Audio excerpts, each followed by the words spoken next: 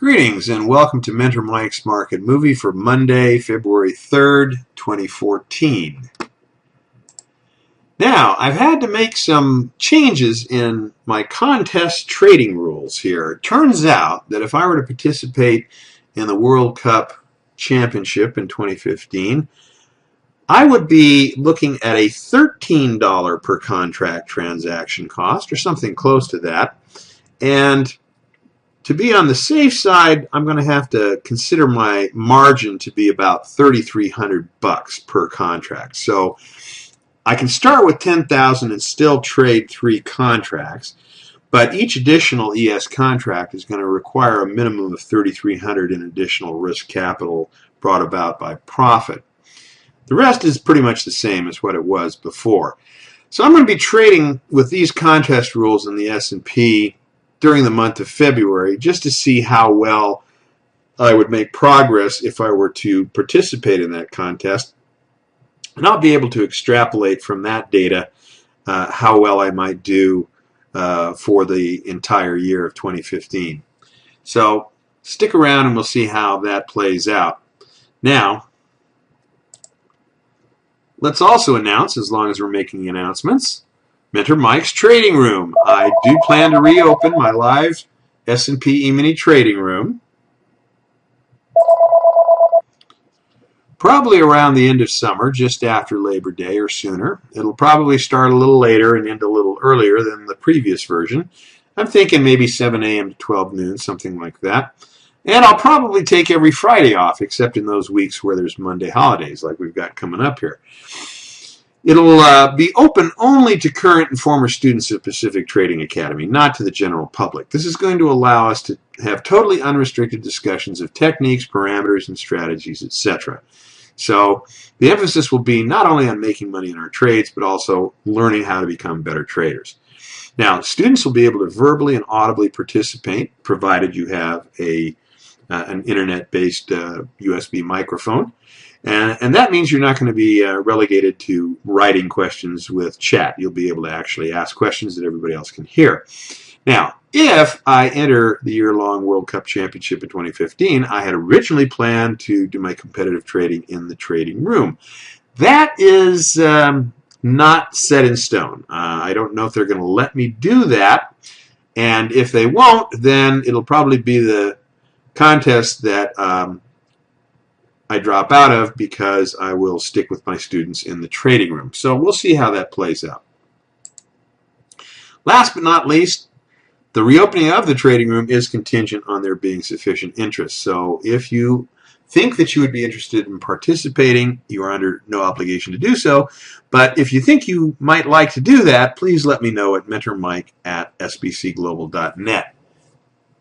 All right, let's take a look at some of today's trading.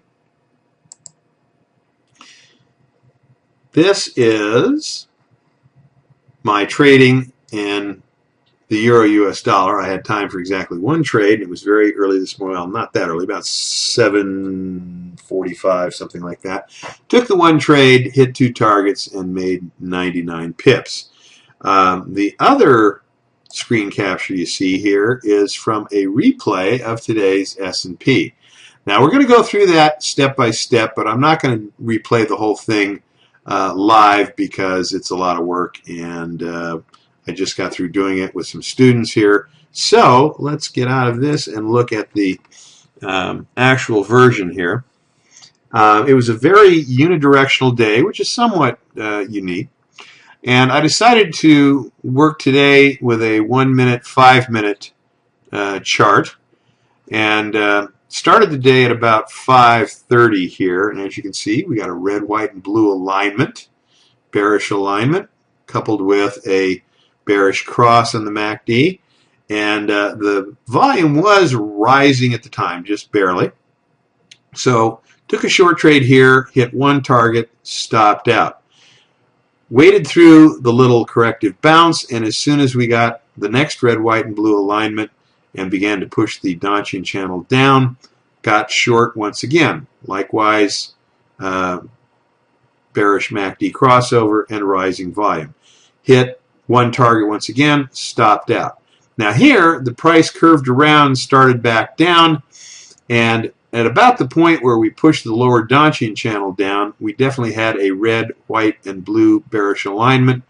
The MACD was still clearly bearish, and volume was still rising. So went short again and hit one target and stopped out.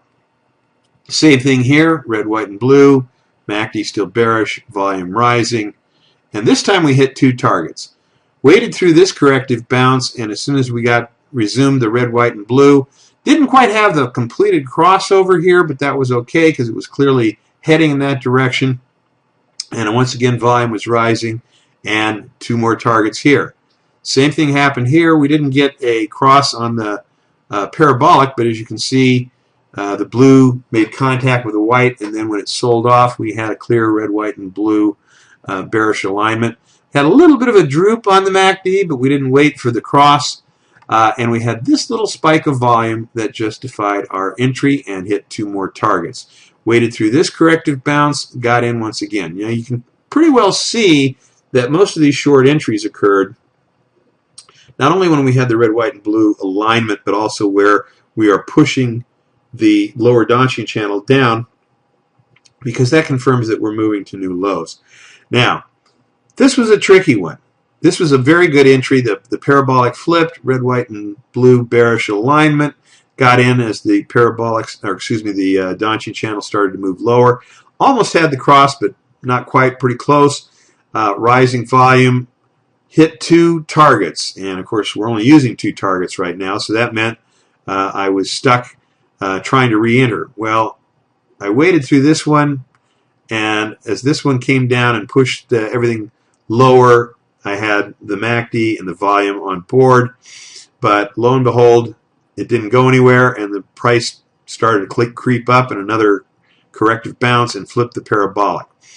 At that point, I was faced with a decision, and I told the students I was talking to at the time my thought process.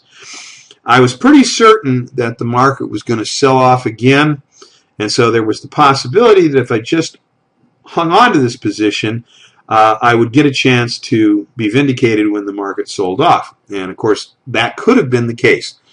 But the more prudent and cautious thing to do would be to cut losses short. So I got out of this trade. Now, before I took this trade, I was up about $2,700, lost almost $500 on this trade, and then earned about $400 of it back on the final short that was very, very much straightforward. Red, white, and blue, bearish MACD, rising volume, etc.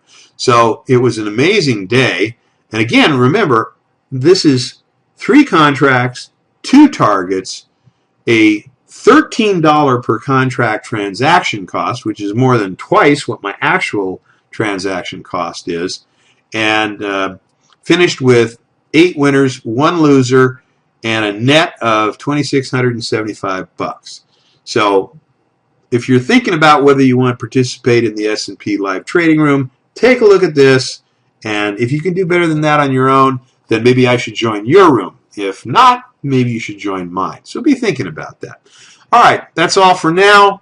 Probably be back doing this for you in real time tomorrow, but didn't quite have the time for it tonight. Thanks a lot. See you later.